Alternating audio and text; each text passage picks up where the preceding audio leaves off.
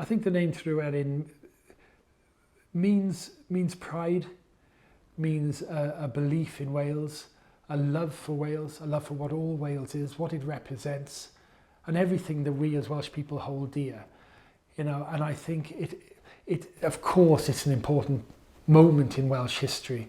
And I think from my own point of view, if I could suggest as a historian who's researched and written it, what I think Tryweryn means for me and for Wales is the lessons learned from this situation. How do we as a nation move on from this situation, having learned the lessons that came about as a consequence of the flooding of Cwm Tryweryn? And I think that is what Tryweryn means to me.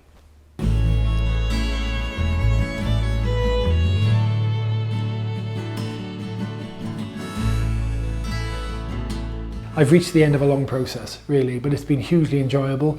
Lolfa have again published A New Dawn. They republished Hands Off Wales last year, 2021, and John Jenkins' The Reluctant Revolution in 2019. And I owe a huge debt of gratitude to Levy, Griffith at Lolfa. You know, writers and researchers, people like me and people who do what I do, you know, we couldn't do what we do without people like Levy. And it's just wonderful to have a publisher like that behind me. What I love about the 3 books is it reflects my love of life. I can't understand the idea of people saying that history is boring, because history is about life, so how can you possibly find that boring? And I adopt the same attitude to my love of music.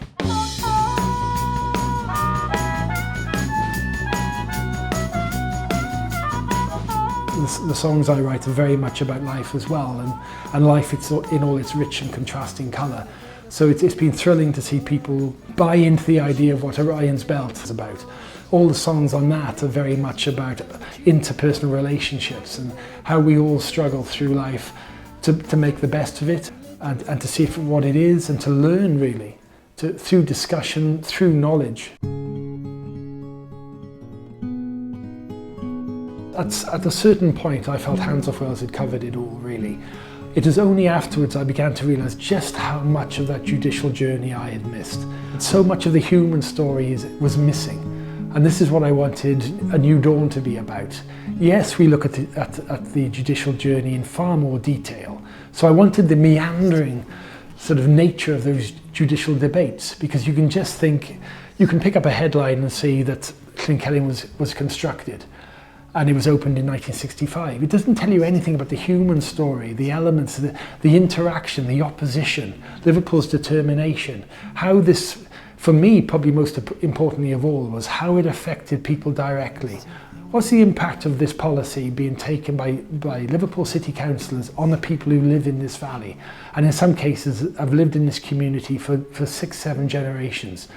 Their emotional attachment to that region, that I think perhaps people from a farming background and a rural background may understand better. This is my little part of the world. So it taps into something almost tribal, I think.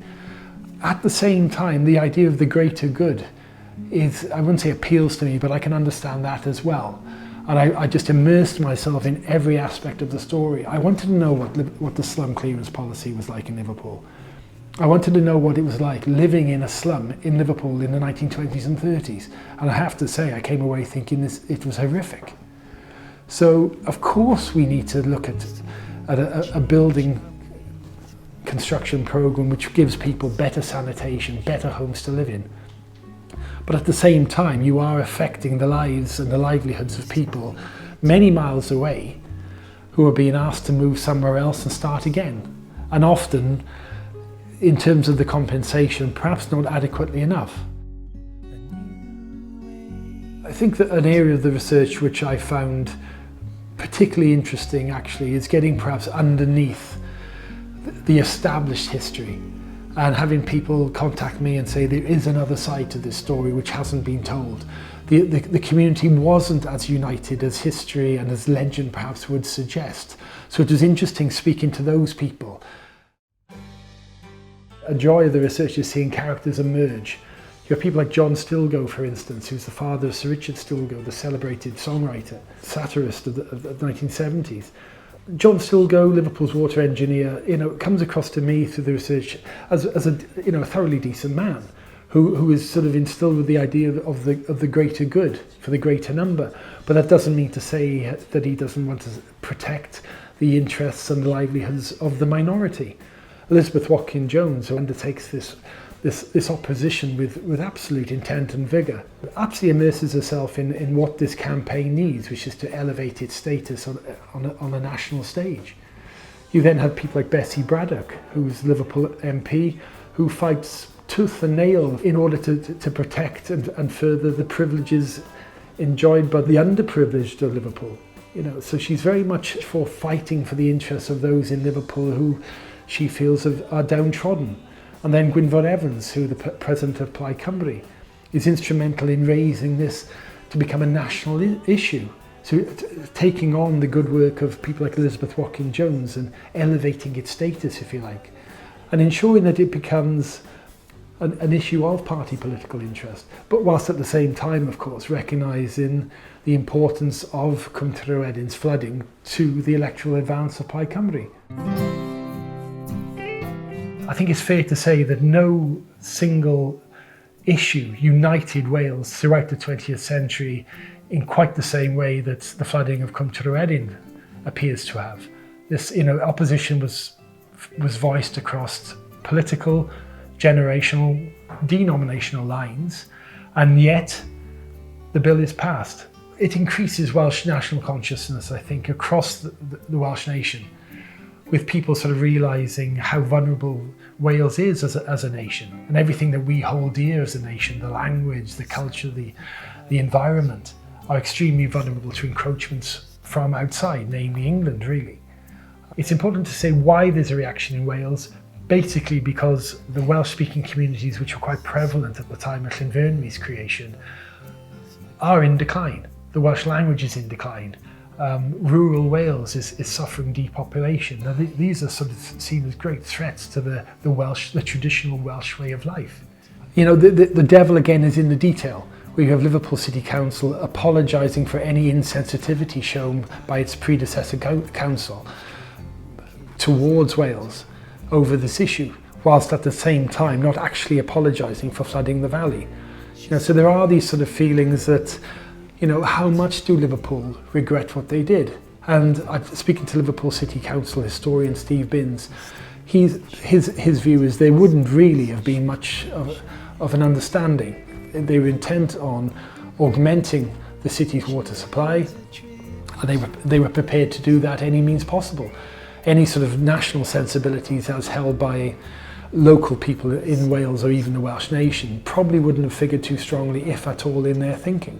But again, from a historian's point of view, you're trying to make sense of all of these points of view and all these attitudes. You can see both sides of it, really. You know, but I definitely think that, you know, mistakes were made, and as we go forward, you know, what do we do as a nation? Is it a question of saying, well, let's make sure this never happens again? Or do we recognise that as a nation we should be in total control of our own resources, and then see Welsh water, perhaps the nation's most prized asset, as something to sell? You know, so again, it's up to us as a nation now to sort of regard the next step. How do we move on from here? Because I do think it's important, and I make this the closing sentence of the book actually, is to say, well, you know, it's not healthy for a nation to hang its identity, if you like, on the peg of injustice, whether these injustices are real or imagined, or whether they occurred 60 or 600 years ago. You know, if we're a progressive, forward-looking nation, we need to move on from this and learn the lessons of it. And I hope very much that Tryweryn A New Dawn plays what I hope is a significant and important part in helping us as a nation, and in a wider context as well, of course, in a UK context and in a global context, for people to read this and have a greater understanding of what happened. Because this is an important episode in the emergence of modern Wales, and we need to have an understanding of what happened. Your disciples with their hidden fear, the nose who tell you what you want to hear, 'cause they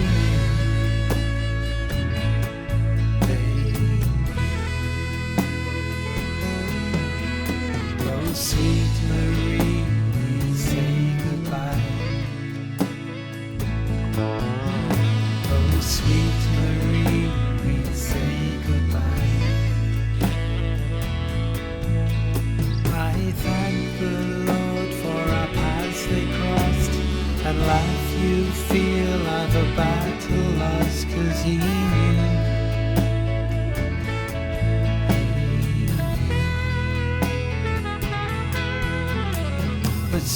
strangely I still wish you well.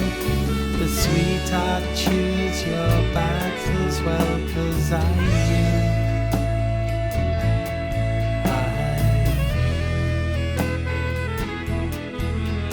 Oh sweet